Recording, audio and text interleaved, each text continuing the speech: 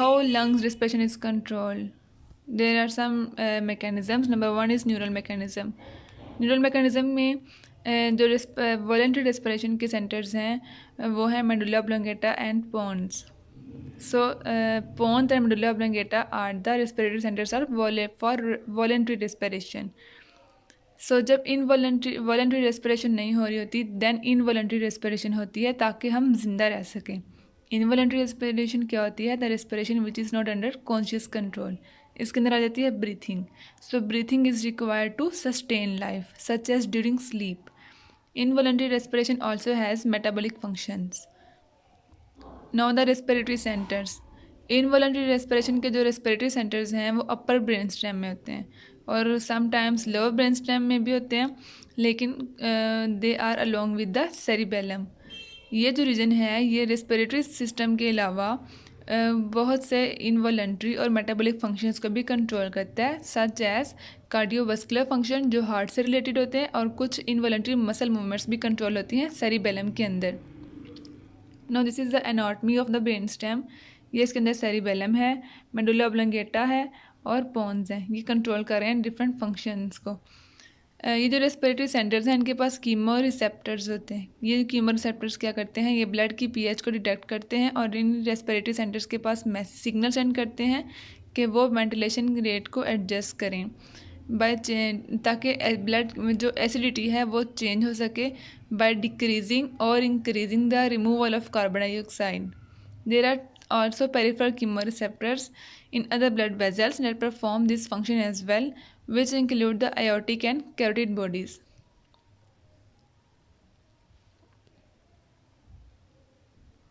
Now अब हम इनका डिस्कस करते हैं कि कैसे ये डिफरेंट स्ट्रक्चर्स रेस्पिरेशन को कंट्रोल करते हैं. Number one is medulla. Medulla oblongata is primary respiratory control centre. इसका जो मेन फंक्शन क्या है? ये सिग्नल सेंड करता है मसल्स को and that control respiration to cause breathing to occur. So ये मेन फंक्शन क्या है कि ये रेस्पिरेशन को कंट्रोल कर रहा है. कैसे? By causing breathing to occur. There are two regions in medulla oblongata that control respiration, the ventral respiratory group and the dorsal respiratory group. जो वेंट्रल रेस्पिरेटरी ग्रुप है ये एक्सपायरेटरी मूवमेंट्स यानी कि एक्सपायरेशन को स्टिमुलेट करता है, और जो डोर्सल रेस्पिरेटरी ग्रुप है ये इंस्पायरेटरी मूवमेंट्स मींस इंस्पायरेशन को स्टिमुलेट करता है, इन्हांस करता है. Next is पोन्स.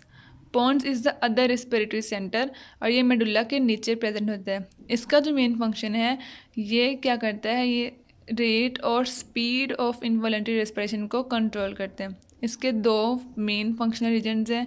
Number one is apneustic centre and number two is pneumotaxic centre. जो एन्यूस्टिक सेंटर है it send signals for inspiration for long and deep breaths. Long और deep breaths के लिए सिग्नल सेंड करता है. It controls the intensity of breathing. जो pneumotaxic centre है ये सिग्नल सेंड करता है to inhibit inspiration.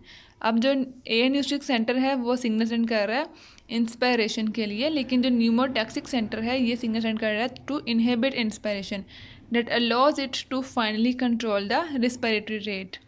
The aneustic and pneumotoxic centers work against each other together to control the respiratory rate. क्योंकि जो एक है वो इंस्पायरेशन को इंक्रीज़ कर रहा है और जो दूसरा है न्यूमोटैक्सिक सेंटर वो इसको इनहिबिट कर रहा है. Now the neural mechanisms that how respiration is controlled. So जो voluntary respiration है ये कंट्रोल होती है by the cerebral cortex of the brain. Voluntary respiration क्या होती है? It is any type of respiration which is under conscious control और ये रिक्वायर होती है फॉर द एयर सप्लाई. जो इनवॉलेंट्री रेस्पिरेशन है वो कंट्रोल होती है by the lower brain. Similarly जो वॉलेंट्री रेस्पिरेशन है ये कंट्रोल होती है by the upper brain, namely parts of the cerebral cortex. Now the nerves used in respiration. के जो नर्व्स कौन कौन सी हैं जो रेस्पिरेशन के अंदर यूज होती हैं? There are several nerves responsible for the muscular function involved in respiration. 3 types की जो important respiratory nerves हैं. Number 1 is the phrenic nerves, number 2 the vagus nerves and number 3 the posterior thoracic nerves. अब हम इनको discuss करते हैं. Number 1 is the phrenic nerves. Phrenic nerves क्या होती हैं? These nerves stimulate the activity of diaphragm. These are composed of two types of nerves, the right phrenic nerves and the left phrenic nerves. The right phrenic nerves कौन सी होती हैं? The nerves which pass through the right side of the heart. और जो left phrenic nerves हैं वो they pass through the left side of the heart. They are autonomic nerves. Number 2 second type कौन सी आ जाती है? The vagus nerves. Vagus nerve क्या करती हैं? The innervates the diaphragm as well as movements in the larynx and pharynx. It also provides parasympathetic nerve stimulation for the heart and also the digestive system. It is a major autonomic nerve. Phrenic nerves भी autonomic nerves हैं और vagus nerve भी autonomic nerve है. Number 3 is posterior thoracic nerves. These nerves stimulate the intercostal muscles and located around the pleura. They are considered to be part of larger group of intercostal nerves that stimulate regions across the thorax and abdomen. They are somatic nerves. So the phrenic nerves and the vagus nerve are the autonomic nerves और जो posterior thoracic nerves हैं ये somatic nerves हैं. Now second type is chemoreceptor regulation of breathing. पहले हमने पढ़ ली neural mechanisms. Number 2 is chemoreceptor regulation. Chemoreceptors क्या होते हैं? ये ऐसे केमिकल्स होते हैं जो कि ब्लड की पीएच को डिटेक्ट करते हैं. कैसे डिटेक्ट करते हैं? कार्बन डाइऑक्साइड लेवल को डिटेक्ट करते हैं एंड हाइड्रोजन आयंस की कंसनट्रेशन को डिटेक्ट करते हैं और देन ये ब्रीथिंग को रेगुलेट करते हैं. Chemoreceptor regulation of breathing is a form of negative feedback. The goal of this system is to keep the pH of blood stream within neutral ranges. और जो normal blood की pH के neutral range है वो है 7.35. Now the main chemoreceptors which are used in the respiratory feedback. तो दो types होती हैं, सेंट्रल कीमोरेसेप्टर्स और पेरिफेरल कीमोरेसेप्टर्स. सेंट्रल कीमोरेसेप्टर्स ये इनकी लोकेशन कहाँ पे है? They are located on the ventrolateral surface of medulla oblongata और ये स्पाइनल फ्लूइड की पीएच में चेंजेस को डिटेक्ट करते हैं.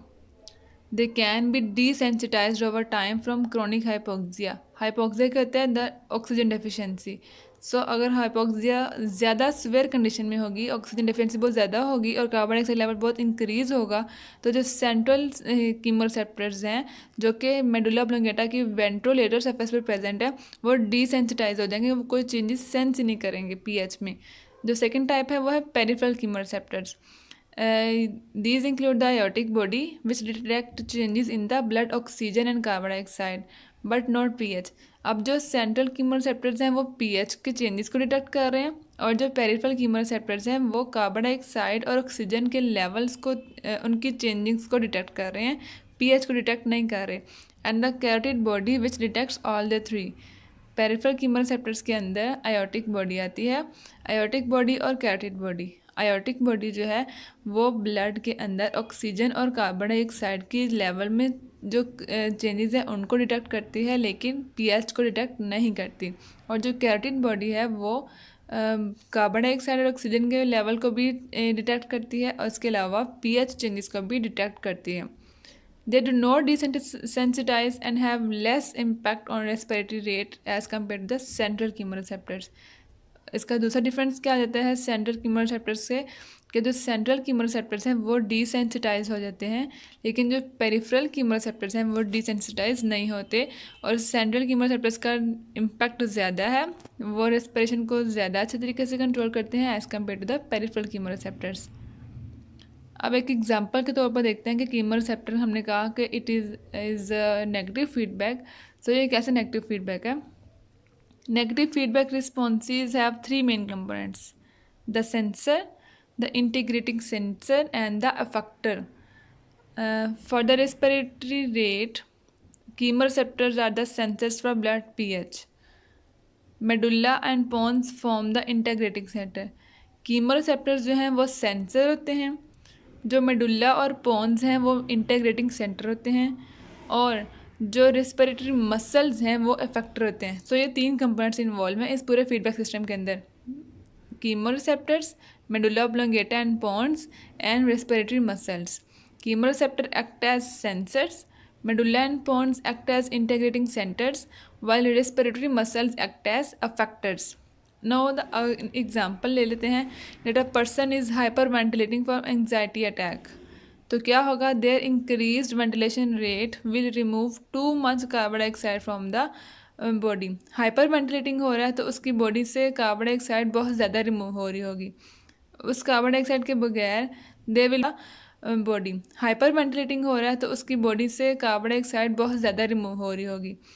उस कार्बन डाइऑक्साइड के बगैर they will be less carbonic acid in the blood. जब कार्बोनिक एसिड कम होगा तो हाइड्रोजन आयंस की कंसनट्रेशन भी कम हो जाएगी। हाइड्रोजन आयंस की कंसनट्रेशन कम होगी तो ब्लड की पीएच भी कम हो जाएगी। ब्लड की पीएच ज़्यादा हो जाएगी। ब्लड की पीएच ज़्यादा होगी तो अल्कलोसिस कॉज हो जाएगी। क्या हुआ कि हाइपर वेंटिलेशन की वजह से कार्बन डाइऑक्साइड ज़्यादा निकली है बॉडी में से कार्बन डाइऑक्साइड ज़्यादा निकली है, सो कार्बोनिक एसिड जो है वो कम हो गया।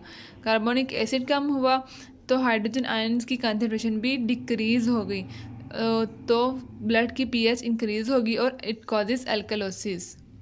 In response to the chemoreceptors that detect this change and send signal to the medulla, which signals the अब इस अल्कलोसिस के रिस्पॉन्स में कीमोरेसेप्टर्स हैं वो इस चेंज को डिटेक्ट करते हैं, ठीक है। They are the sensors. फिर वो सिग्नल सेंड करते हैं मेडुला को। हमने कहा कि मेडुला जो है वो इंटीग्रेटरी सेंटर है।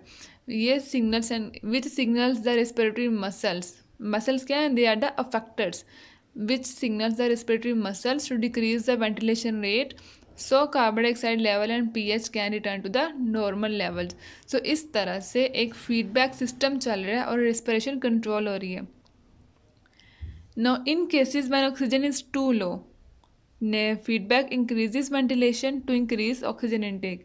अब वहाँ पर कार्बन डाइऑक्साइड कम हो रही थी, लेकिन कुछ केसेस में जब ऑक्सीजन का इंटेक कम होता है तो फीडबैक सिस्टम के ज़रिए वेंटिलेशन इंक्रीज़ होती है ताकि ऑक्सीजन का इंटेक ज़्यादा हो। Now a more detail example would be that if person breathes through a long tube and has increased amounts of dead space, feedback will increase ventilation।